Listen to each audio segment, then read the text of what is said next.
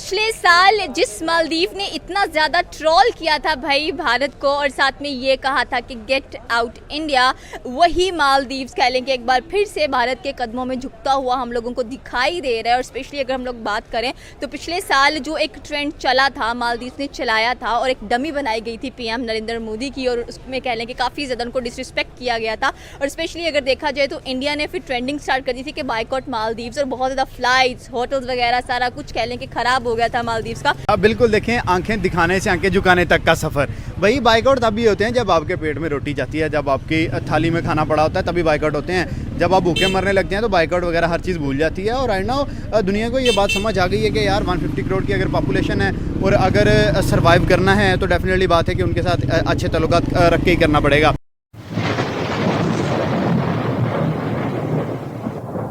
नमस्कार दोस्तों, क्या हाल है? होप करता हूँ कि आप ठीक होंगे और स्वागत करता हूँ आपका हिंदुस्तान डॉट में।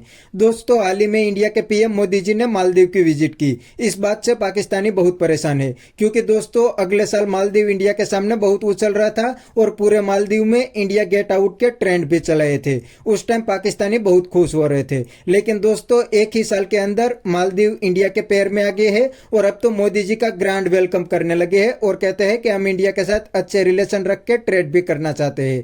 तो दोस्तों बिना टाइम वेस्ट किए अब वीडियो में आगे देखते हैं पाकिस्तानी पब्लिक के रिएक्शन। अगर आप नहीं हैं तो पहले चैनल को सब्सक्राइब कर लीजिए और वीडियो को अंत तक देखें। आखिरकार मालदीव्स को ऐसे कौन सा कीड़ा काट के चला गया है कि भाई वो एक बार फिर से कह लें कि जो इंडिया है उसकी तरफ दौड़ता हुआ दिखाई दे रहा है। पहली बात यह है कि वो लालू प्रसाद जी ना बड़े एक रिस्पेक्टेड पॉलिटिशियन थे और बड़े फ़नी पॉलिटिशियन हैं इंडिया के।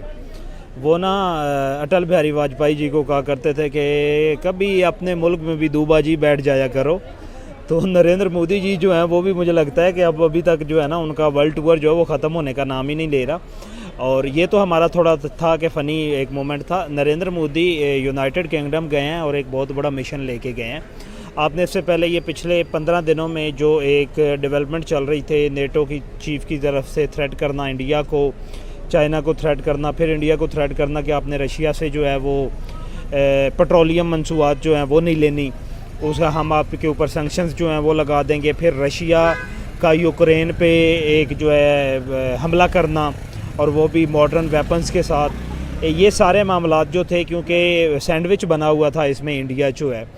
तो उसके बाद क्या था कि अब इंडिया ने नेटो, क्योंकि नेटो को ज़्यादातर सपोर्ट यूरोप कर रहा था, तो इंडिया ने अपना डिप्लोमेसी खेलते हुए इंडिया की कोशिश थी कि हम लोग जो है ना वो यूरोप को तोड़ते हैं या नेटो के जो अलाइंसेस हैं उनको तोड़ते हैं।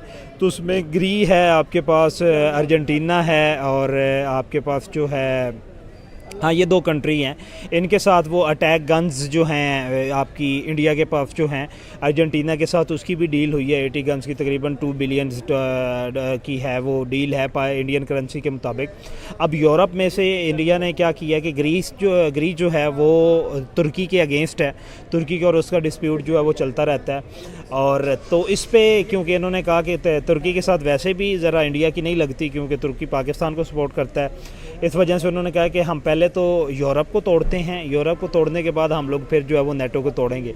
तो इसी विज़िट पे एक तो नेटो को अपना जवाब देना था यूरोप में जाके, वहाँ पे अपनी जो है वो रिसेंटली एक मैंगो डिप्लोमेसी का कोई कॉन्सेप्ट जो है वो चल रहा है बांग्लादेश वर्सेस इंडिया का। बांग्लादेश वालों ने हम भेजे थे, तो उसके अकॉर्डिंग अगर हम लोग देखें तो मोदी साहब जो है वहाँ पे ये रिस्पांस जो है जो कि इंटरनली कंट्री के अंदर से नहीं बल्कि वहाँ पे जाके जो है वो ये रिस्पांस देना चाहते हैं, नेटो को भी देना चाहते हैं और यूरोप को भी देना चाहते हैं। और इनके दरमियान अब ये है कि ग्रीक को वो अपने कैंप में लाना चाहते हैं, अर्जेंटीना को, और आर्मानिया जो है वो ऑलरेडी इंडिया के कैंप में जो उसके साथ वो इनका जो है ब्रह्मास 5 लेटेस्ट टेक्नोलॉजी का जो मिसाइल 1000 किलोमीटर का जिसका है वॉर हेड ले जाने की जिसके पास सकत है, तो वो एग्रीमेंट जो वो भी हुआ है। तो ये 3 कंट्रीज़ जो हैं इनके साथ मेन नरेंद्र मोदी की मीटिंग है।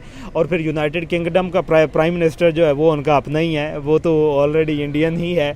तो वहाँ पे भी जाके ज़रा उनको भी बता के आएंगे कि आप लोग अपनी थाली में से खाएं, आप लोग अपनी थाली से बाहर ना निकले वरना इंडिया को जो जवाब देना आता है। बिल्कुल आपकी बात सही है। दूसरा सवाल हमने किया था कि मालदीव्स के कनेक्शंस भारत के साथ अच्छे होते हुए दिखाई दे रहे हैं। 60th इंडिपेंडेंस डे है और वहाँ पर बुलाया जा रहा है। स्पेशली अगर देखा जाए तो उन्हें कह लेंगे गेस्ट ऑफ ऑनर भी दिया जाएगा। हाँ बिल्कुल, देखें आंखें दिखाने से आंखें झुकाने तक का सफ़र।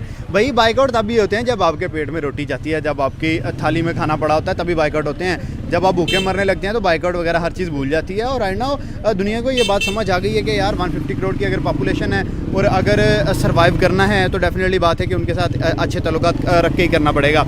और स्पेशली जब पिछले दिनों में बाइकआउट हुआ था तो उन्होंने लक्षद्वीप जैसे जजीरा अपना इंडिया ने निकाला तो उसके बाइकआउट हुआ, उन्होंने कहा कि भाई यहाँ पर आप कोई भी आइलैंड विजिट नहीं कर सकते। नरेंद्र मोदी ने जाकर भाई लक्षद्वीप में डुबकी लगा। बिल्कुल, स्पेशली जो बॉलीवुड के स्टार्स वगैरह हैं, जो इंडिया के बिलियनर्स हम कह सकते हैं, वो मालदीव बहुत जल्दी जाते हैं क्योंकि बिल्कुल उनके करीब बॉर्डर है, दूसरे दिन उठ के चले जाते हैं। तो उससे इकोनॉमी जो है मालदीव्स की बहुत बूस्ट करती है। और सबसे बड़ी इस दौर के अंदर बात ही सारी इकोनॉमी की है। इकोनॉमी होगी, पैसा होगा आपकी पॉकेट में तो आप आंखें दिखाएंगे। यही वजह है कि वही बंदा जिसे बातें करते थे, वही बंदा जिसे इन्होंने ट्रोल किया था मोदी को, अब उसे ही ये बुला रहे हैं अपने 60th इंडिपेंडेंस डे पे। तो देखें कि कहते हैं ना कि Karma has the last laugh, और ये वही चीज़ हुई है। बिल्कुल आपकी बात सही है कि कर्मा जब सॉरी हिट करते हैं तो काफ़ी ज़्यादा हार्डर हिट करके चला जाता है कि आप सोच भी नहीं सकते हैं। तो इस बार आई थिंक सो कि जो मोहम्मद मईजू हैं वो सोच रहे होंगे कि भाई हम तभी पंगा ना लेते तो आज शायद हमारी जो इकोनॉमी है वो और ज़्यादा बूस्ट होती हुई दिखाई देनी थी और हमें दोबारा ऐसी गलती करनी भी नहीं है।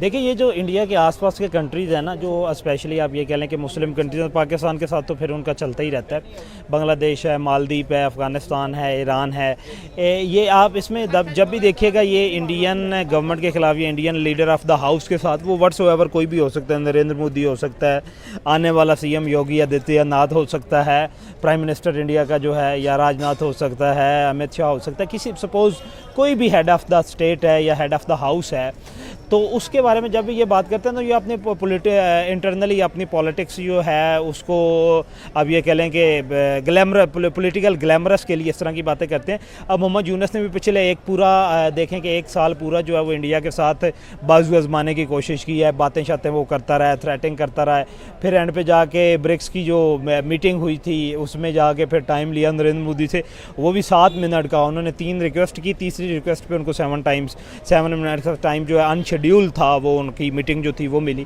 तो मालदीव को भी, क्योंकि देखिए मालदीव ने एक ट्रेंड तो चलाया था कि हम जो है वो अपनी तरफ से, एक उनके अंदर एक कीड़ा जो है उसने उबाल मारा कि हम लोग जो वो ट्रेंड तो चलाते हैं, लेकिन आपको पता है कि सोशल मीडिया पे कंट्रोल तो पूरे वर्ल्ड में वो तो इंडिया का है। तो फिर जब इंडिया ने शुरू किया है 1 आप ये कह लें कि 150 अरब की आबादी है और उस पर जब ट्रेंड चलता है, और फिर आपने ये देखा कि कितना नेशनलिस्ट उनका मीडिया है कि वो कुछ भी बुरा हो जाए, कुछ गलत भी हो जाए तो हर गलत बात को भी वो सही बना के पेश करते हैं, जहाँ पे उनकी अपनी इंटरनल इंटरेस्ट या आप ये कह लें। अच्छा,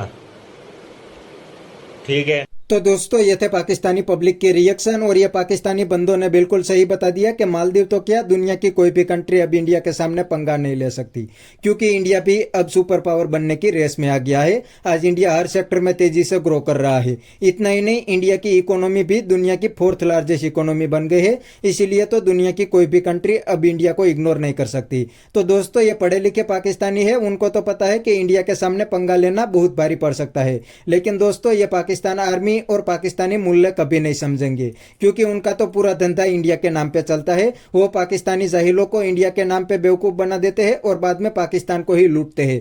अब तो पाकिस्तान को इतना लूट लिया है कि पाकिस्तान का हाल भी बिल्कुल भिखारी जैसा हो गया है। वरना इंडिया और पाकिस्तान एक ही दिन अलग हुए थे, लेकिन आज दोनों कंट्री में कोई कंपेरिजन नहीं हो सकती। कंपेरिजन तो क्या, कंपेरिजन की बात भी नहीं हो सकती, क्योंकि दोस्तों आज इंडिया का सिर्फ IT सेक्टर का एक्सपोर्ट $200 बिलियन क्रॉस कर गया है, और दूसरी साइड पाकिस्तान का टोटल एक्सपोर्ट 30 बिलियन पे नहीं है। अब तो पाकिस्तान में डॉलर की बहुत ही कमी है। पाकिस्तान में डॉलर की प्राइस करीब 300 रुपये पर पहुंच गई है। तो बस दोस्तों आज के वीडियो में इतना ही। ये थे पाकिस्तानी पब्लिक के रिएक्शन। अगर आपको ये वीडियो पसंद आया है तो वीडियो को लाइक शेयर कर दीजिए और चैनल को सब्सक्राइब करना मत भूलिए। थैंक यू, मिलते हैं नेक्स्ट वीडियो में।